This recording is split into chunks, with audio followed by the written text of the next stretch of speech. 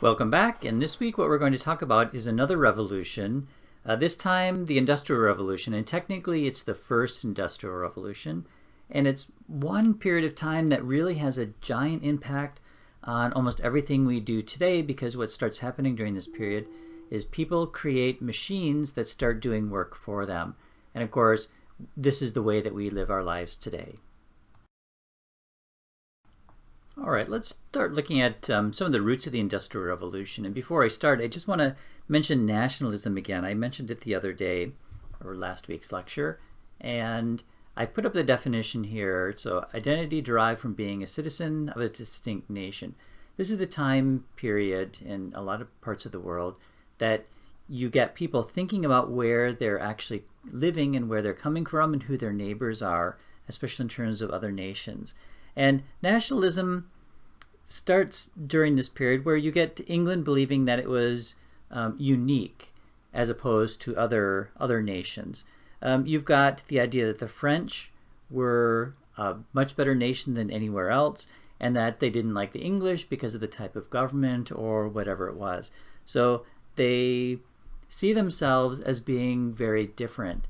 Now, this leads into the Industrial Revolution because a lot of countries will move in the direction of the Industrial Revolution first, like England. And this sets off a whole competition movement in Europe. Now, competition wasn't new in European history at all, but it really comes to the fore during this particular period. Another revolution that takes place during this period, which definitely had an impact on the Industrial Revolution, is the Agricultural Revolution. And here are just some numbers for you to think about in terms of population in Europe. So around 1700, you've got close to 100 million people. By 1800, you have almost 150 million people. Now that's a really large increase in terms of population. And we've looked at population levels in France too, so they're along these same numbers. You have to ask yourself, why are you getting a large increase like this? Well, there's a couple different reasons. I mean, the Industrial Revolution certainly plays a part, and we'll talk about that. But there are some other reasons, like the disappearance of the plague. The plague had started in the 1300s in Europe, carried by rats probably, and it wiped out probably 1/3 to 2/3 of the population of Europe. And during the 1700s, you don't have the bubonic plague or the Black Death sweeping through Europe as much as it did, and by this time a lot of people are immune to it. You also have a rise in personal hygiene, where before this period you were lucky to clean yourselves maybe once, twice a year. It became fairly popular during this period to clean yourself all over using soap. And of course this reduced the number of germs and it reduced the amount of sickness that people had. Another thing that really helped in terms of increase of population was that cities were starting to realize how important it was to get rid of garbage and to take the sewer material outside of cities. So before, people just dumped their garbage outside of their windows, and sewer systems were essentially you do your thing in a pot, you take it outside and toss it into the river or just toss it into the street. And people started realizing this is making other people very sick, and so what they did was they started creating sewer systems that then took material away from the cities and usually dumped it into a river, which is a whole nother issue. But the design of human waste systems and taking away garbage really helped in terms of increase in population. Another thing that has a sort of interesting effect on population is that troops were better cared for. Now, if you remember, we talked about quartering, where the government says that soldiers have to stay, or they will stay inside personal houses and eat whatever they want to. It's during this period when governments actually started feeding their troops. So it meant that the troops weren't going around and foraging and upsetting villages and their economies and eating all of their food.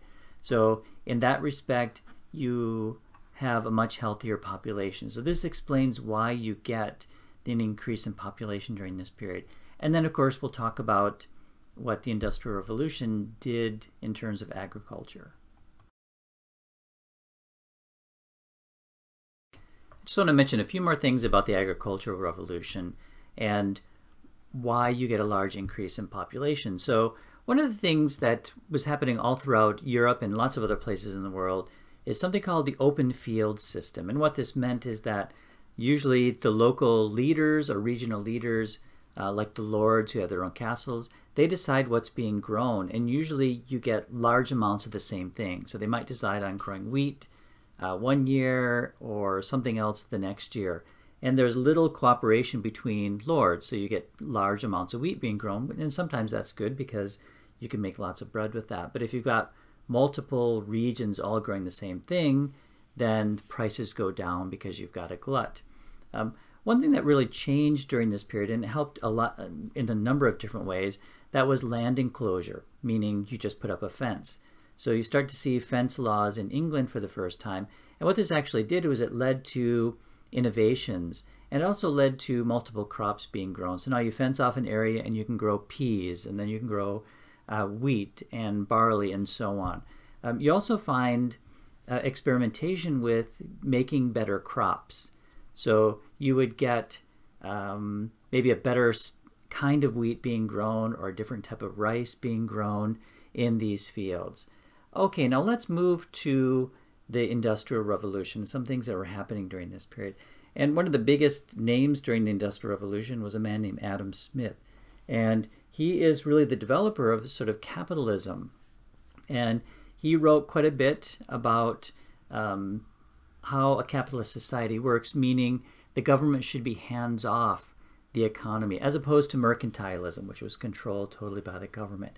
One of the things that Adam Smith made a really big impact on was the division of labor, which we are so used to today, meaning one person will do one part of the work and it'll be passed on to somebody else, and that'll be their job to do that particular part. This capitalistic system had a little bit of a struggle in the beginning, especially because of guilds. Now what guilds are, they're sort of a type of union. So a good example I always give is sort of the shoe guild. And what that means is if you're making shoes, you would be part of the shoe guild in a city. So everything from the soles up through creating the shoes to selling them, if you were going to do that, you had to be in this guild system. So there was some movement to not go full steam ahead into capitalism. Another way that the sort of medieval, early modern market worked was something called the putting out system.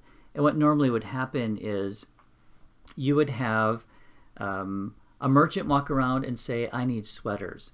So you'd have certain households all making sweaters. So everyone was involved in that. And then the merchant would come around and buy up this material. It's also called piecework. So you'd be making pieces of things like a sweater, and then the merchant would come around and buy these. And this actually worked for the time period that it was popular. And I've given you some numbers here in terms of linen. So 180,000 yards of linen exported from England in 1730 and 1780. You've got that up to 9.6 million yards. And this is because of the putting out system. Now, of course, then you get the Industrial Revolution happening where a lot of what's made by hand is now done by a machine. And that's what we're going to start talking about now.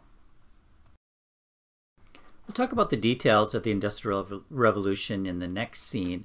But what I do want to mention is that this Industrial Revolution led to something called a consumer revolution. And again, this concept is fairly common today for us. So what it did was, as these machines were making new products, it led to a demand for other things, especially related items. So I've given you here 4 things that were generated before the Industrial Revolution, but really took off during this period. So you've got coffee, tea, sugar, and chocolate. Now, think of drinking tea. What does that involve? That involves buying the tea. And of course, you need a cup. You need a spoon to stir in the sugar that you then have to buy. Some people wanted they wanted plates for their cups. And they wanted a table that went along with serving tea, and so on. Everything from scissors for cutting the sugar, because sugar didn't come granulated like it does today. This is what I mean by the consumer revolution. It's all the products that are associated with everything else. And I also put up here, you get a demand for luxury goods during this period. So people are making more money, they have disposable income, and a lot of people chose to buy luxury goods.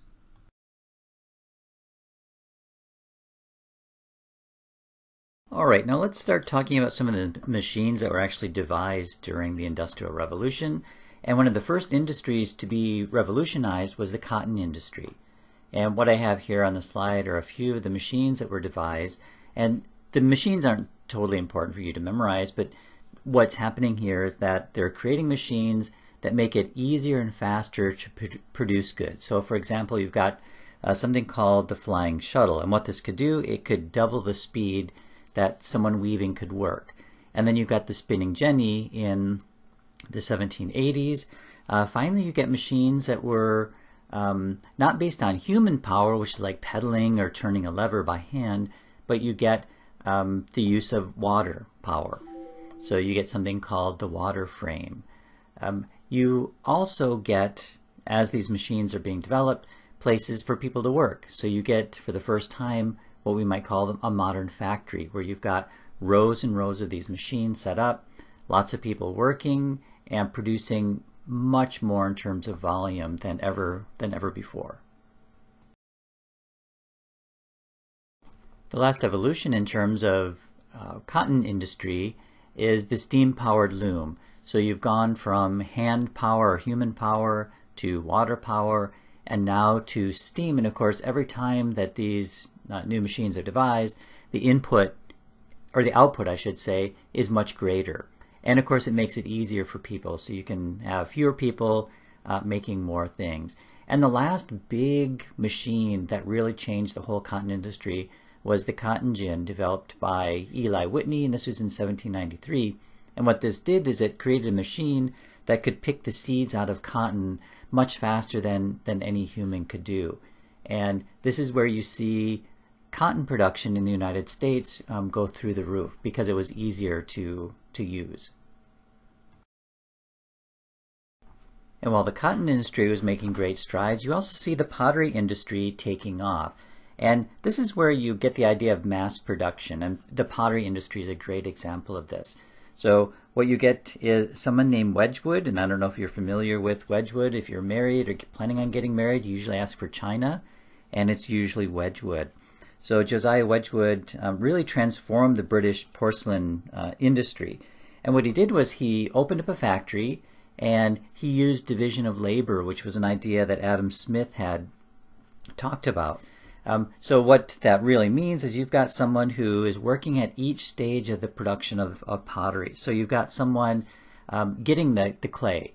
Then you've got a group of people who are delivering it, a group of people who are shaping it, who are then glazing it, and then finally packing it, and then going out to sell it. So he's one of the early people too to do door-to-door salesman. You also have the development of steam power. And of course what you need for that is an engine. And I've already briefly mentioned steam power in terms of the cotton industry, but this steam engine was originally devised to help with mining. And it made it much easier for machines to pull out water and do those type of things in terms of being in a mine. And it was of course much safer than having people do this. But with the development of steam, you also have the development of coal and iron, because these steam engines had to be made out of iron. And they had to be, you produce the steam by burning coal. So all of this was happening at the same time, making this Industrial Revolution period really a great period in human history. I've just briefly mentioned the development of the steam engine. And this idea of an engine that uses steam power led to lots of new inventions, and probably the most important invention coming out of this whole period was the invention of the railroad. The railroad has roots again in mining, just like the development of the steam engine, where now they used an engine to pull out coal and things from deep in the mines instead of having people or horses use this. This development of the steam engine was put to use with the railroad. And now you get the development of the railroad in terms of moving goods to moving people. And this happened fairly early on. I mean, by 1829, as I put it here on the slide, you've got an engine, a railroad engine, moving along at the top speed of 29 miles an hour for 30 miles. And this was a really big deal. And it very, very quickly, you've got railroads being built all over Europe. So 1829, you've got a railroad, a rail moving about 30 miles an hour. By 1850, you've got major European cities all linked by the railroads. And of course, what they're doing at first is they're moving goods. So coal and iron and steel and things like that. Then you get the movement of people. So from this, you also get the development of a steam engine for ships. So crossing the Atlantic used to take months and it was very dangerous. Now you've got an engine to push you across the Atlantic, and people were making it now in 15 days. So really great discoveries during this period.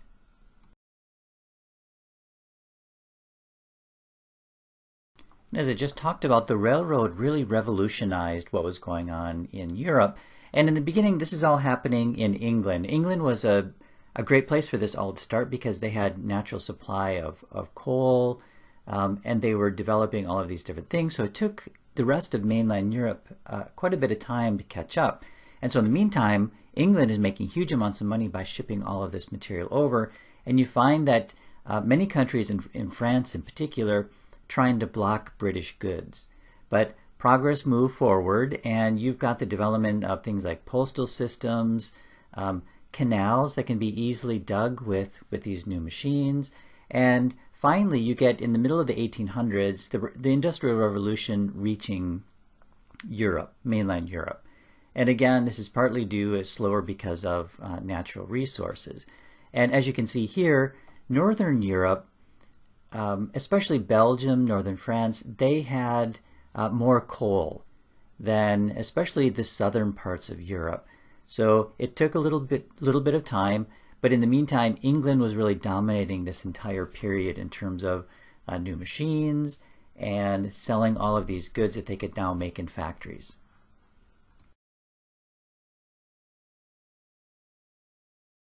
It's probably no big surprise that once you have all the development of these new machines and the development of the factory system, you have a really big social impact on Europe during this Industrial Revolution. Now, the benefits of this is that people start moving to cities, and you've got the idea of people being self-made. So instead of having your social status be dependent on your birth, your social status is now dependent on your ability to make money in these factories. So you get a growth of what we might call the middle class. And you also get the development of very large cities. Now, part of the side effects of having all of these factories and these very large cities being built up is pollution. So there's a very famous story about moths in England where most of the moths were a whitish color. With the development of factories and no pollution control, you get lots of soot and lots of pollution covering cities, and the white moths were actually picked off by the birds because they were easier to see against the background of all of this gray soot. And what you see is the development or the evolution of gray moths because they blend into the background of all of this pollution. So that's one really not a good benefit for the Industrial Revolution. But regardless of that, cities started to grow, and Manchester, England is a really good example of this. So I give you here some numbers. 1750, the population was 20,000. By 1850, the population was 400,000. And as I'll talk about in the next slide, people have to live in these cities, and some of these living conditions were pretty awful.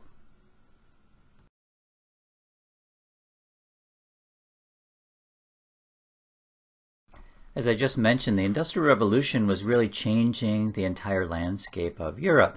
And so lots of people who were farmers working in the countryside started moving to the cities because they could make more money than they were as farmers. So these people had to live somewhere. And what you find is that in a lot of cities, these tenements were going up, these apartment buildings that had landlords, and all the landlords were concerned about was really making money. So you find a lot of pretty horrible buildings being put up, and they were extremely overcrowded. A lot of times what you did is you rented a room which had a bed, or you really rented a bed, and so when you went to work, say 8 to 10 p.m., 8 in the morning till 10 p.m., usually workday was about 14 hours, when while you were working, somebody was sleeping in the bed that you've rented for 14 hours. And then they get up and go to work, and then you come home and sleep in the same bed. No big surprise, disease was fairly common during this period. There were no sewer systems, no water systems, and sewer was essentially dumped into the rivers, which was then pulled up and used as drinking water. So you get lots of dirty water, lots of people sick. I've just talked about the factories spewing out lots of soot because there's no pollution control. Now, one benefit of the Industrial Revolution is that cities were literally closer. So you've got rail lines connecting all the major cities. Another benefit, or maybe not, was that people became very conscious of time. So when you work in a factory, you have to be there at a certain time, and you stop at a certain time.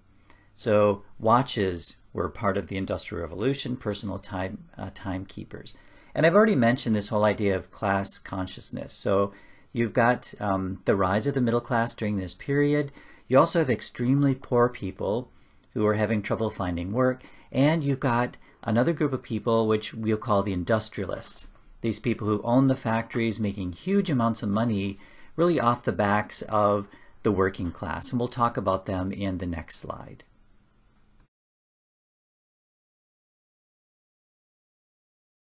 I just mentioned the idea of class consciousness and these three classes where you've got the industrialists, the middle class, and then the very poor. Now, the industrialists were really basing their whole financial system on capitalism, which was, as I put up here, a means of production, privately owned and operated by individuals for a profit. And this is the time when some people, a very small minority, became extremely rich. Now, you've got the middle class who are working in factories. Working during this period was nothing like what it was today. There was no unemployment insurance. So if you got fired from your job, you have no money to buy food. And if you've got no food, obviously you're starving. So you're desperate to do whatever you can. This caused lots of problems in many of these newly formed industrialized nations, especially when, if you were fairly poor, all your family members ended up working for money, and this included little kids. And in the next slide, what I'm going to talk about is some of the working conditions especially for women and children during this period. One thing I want to make really clear about this particular period, this early period of industrialization, is that there are no labor laws during this period. So men, women, and children could go work in the mines. And as I put up here, you could work 16 to 18 hours a day. This was fairly common. You could have little kids working in this particular time. So you could be working 12 to 14 hours as a child. And of course, this means that you're not going to school. Some places did have laws where under 9 you couldn't work. But this was usually ignored, especially children were put to work in the mines fairly early on. Once people started complaining about this, the conditions of working in these factories or working in the mines, you do start to see laws.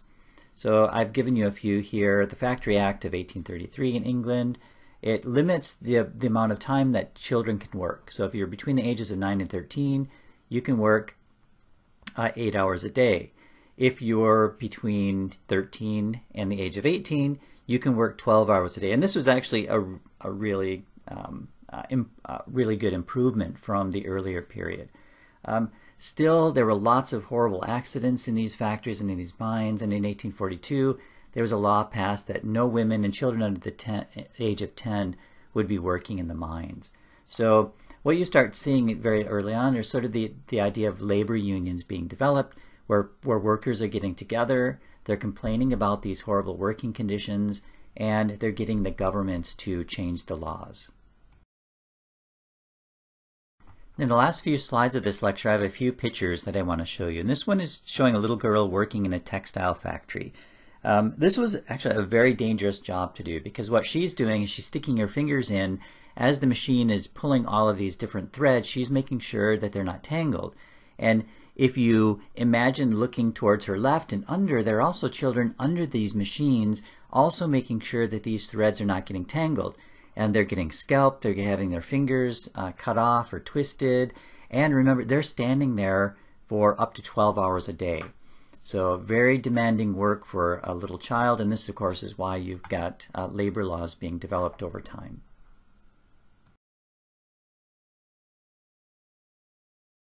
Children were also employed making matches. So what you hear is a very dark, dingy room. These little boys, what they're doing is they're taking the wooden matchsticks and then dipping them into sulfur. And as you can see, there's an older guy standing behind, and if you notice in his hand, he's got a stick. So when the kids aren't making the matches as fast as they should, they're beaten. Sulfur is really horrible for teeth. So what you find is that a lot of these little boys had rotten teeth, because what they do is they take the wooden matchsticks, they put the matchstick in their mouth, they wet it, then they dip it in the sulfur. If they don't totally get it, they put it back in their mouth. And so over time, their teeth get rotted. And the last slide I have in this video lecture is a very famous cartoon showing an industrialist who is eating children.